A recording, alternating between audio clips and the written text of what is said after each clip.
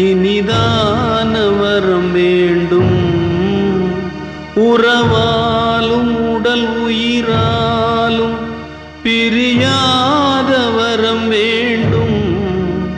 விழியோடு இமை போலே விலகாத நிலை எங்கே? விழி நீரை அணை போட்டு மொழி காத்த துணை எங்கே? இணையான